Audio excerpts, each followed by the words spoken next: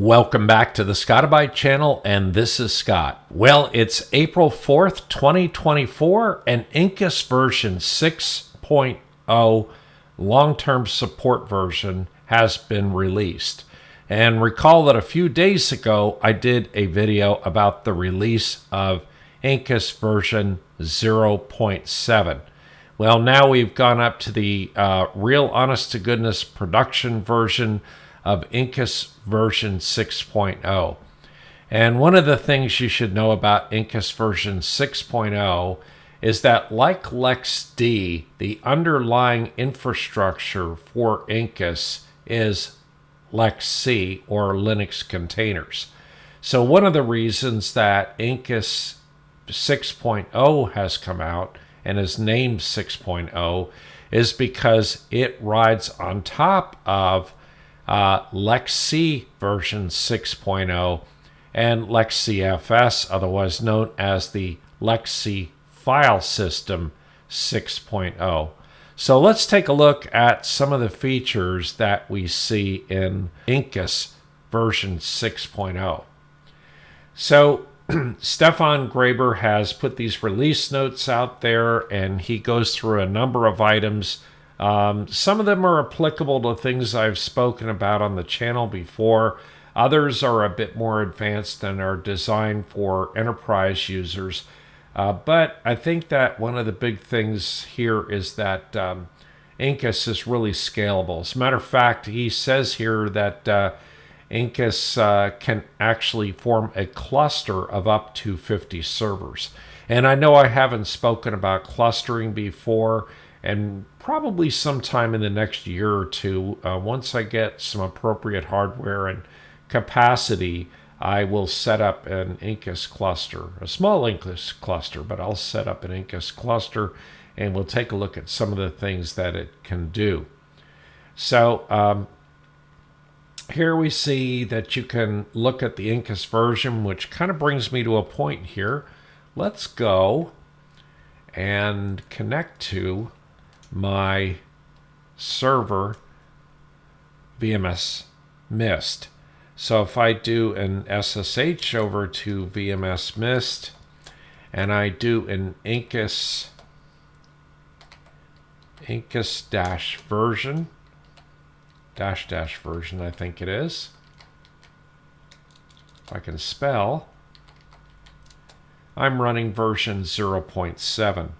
So all I need to do is a sudo apt update, and it will go out and update the repositories on this server VMS Mist that's running Incus 0.7. It tells me there's 6 packages that can be upgradable. So I'll do a sudo apt list -- upgradable. And here we can see that Incus is going to be upgradable. I like running Nala, and it's because Nala really provides a lot more information. Nala is a package manager shell that goes around the apt package manager. So I've covered it on the channel before, but anyway, I'll perform a sudo Nala update. And obviously it does exactly the same thing as the sudo apt update, so that's why you're seeing no changes here. And then I'll do a sudo Nala upgrade, and that will come back and tell me that the thing that's going to be upgraded are Incus, and it's going to go from 0.7 over here to version 6.0, and then there are several packages that are kept back because they have dependencies that will be satisfied in future updates of Ubuntu server. So do I want to continue? Yes, I do. And it goes ahead and starts the downloads for Incus, Incus Base, and Incus Client to go from 0.7 over to 6.0. And now it's actually performing the update because it says it's running dpackage. And at the end of running dpackage, it's going to restart the services. And then I can come back up here and do an Incus -- version, and we're running Incus version 6.0, and it's just that easy. As we scroll down the page here in the release notes that Stefan has published, you can see here that the big thing about Incus version 6.0 and also the underlying LexC and LexC file system, there are going to be support for them all the way through June of 2029. And June of 2029 is not saying that there aren't going to be releases interim. It just is that the 6.0 release we're seeing today will be supported to that particular point. And then it says the first 2 years will feature bug and security fixes, as well as minor usability improvements delivered through occasional point releases. After that initial 2 years, Incus 6.0 will move to security-only maintenance for the remaining of its 5 years of support.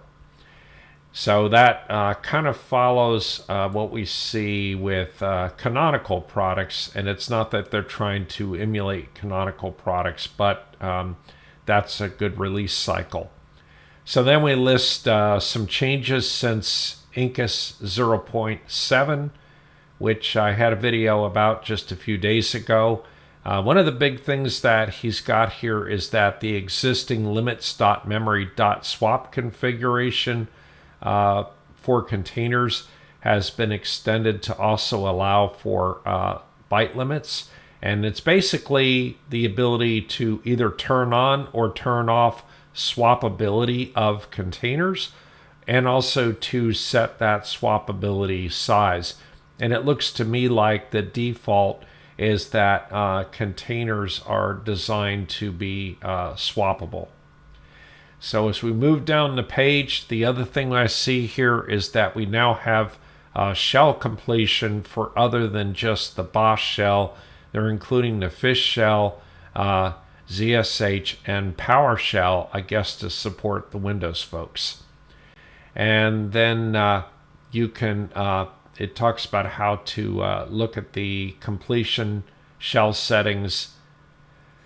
Then they have support for external bridge interfaces. And this looks like maybe another way to support VLANs other than setting up VLANs through profiles like I presented on the channel before.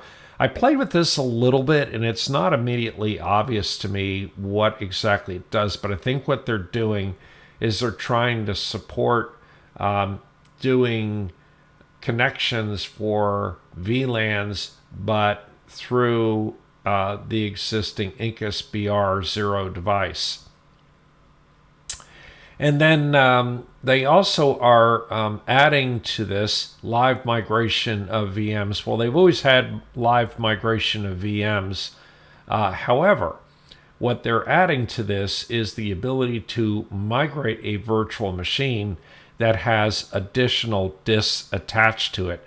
And this has been a big ask for a number of people out there, in that when you create an Incus VM, of course it has its disk that probably has its root file system on it, but you may be mounting other disks that maybe even are in other pools, and there's going to be support for when you migrate the machine, it migrates the disks attached to it.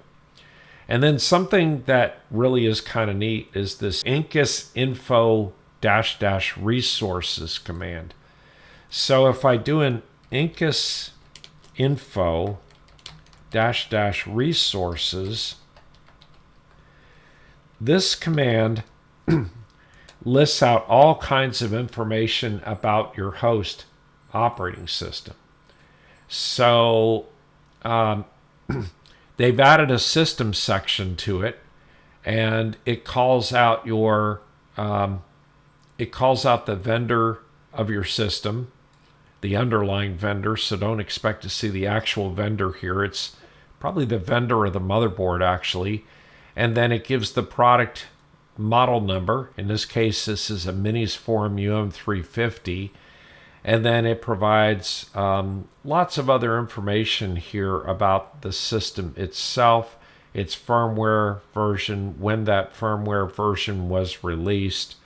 And then it talks about its CPU, the numbers of cores it has, memory, GPU, NICs, and then it goes on and on with your USB devices and so on. Going back over to the release notes and scrolling down a little bit further, one of the big things they have is more support for USB devices. We talked about that last time, and that we can now differentiate exactly what a USB device is as of 0.7. That means that if the vendor ID and product ID matches, let's say we had two thumb drives we wanted to plug into a Incus server, but both thumb drives had the same vendor ID and product ID, they're now providing additional parameters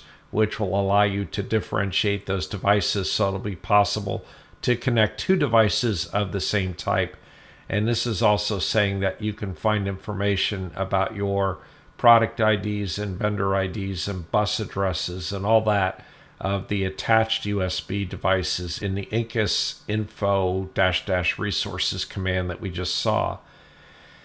And then they have a list of changes since Incus 5.0, and basically these are all the things we've spoken about before. However, they are also removing a whole series of LXD canonical specific features.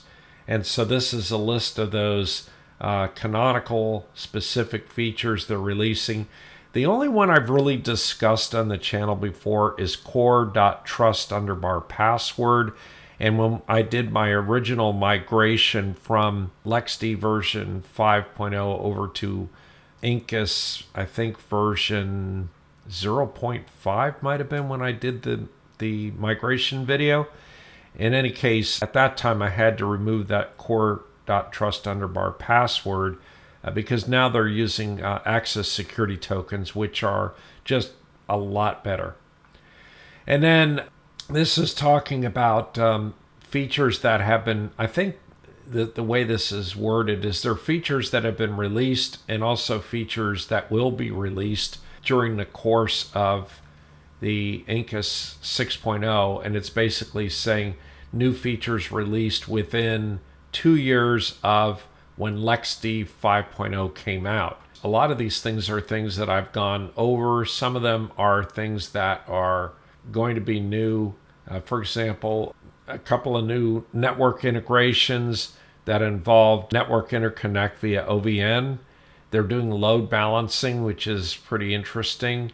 And then, of course, they have their OpenID Connect support. So we're starting to see some pretty interesting things.